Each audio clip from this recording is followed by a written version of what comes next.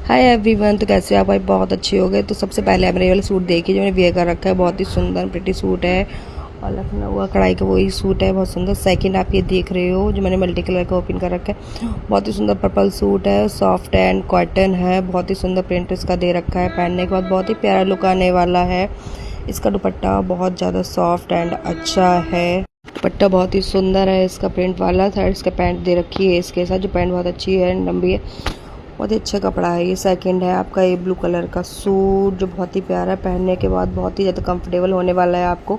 And blue lining में suit है और ये फ्रॉक अनारकली कह सकते हो। और हाँ, अनारकली इतना घेर तो नहीं, बट पहनने के बाद बहुत अच्छा लुक दे रहा है। इसका जो पैंट दे रखा है ब्लू कलर का।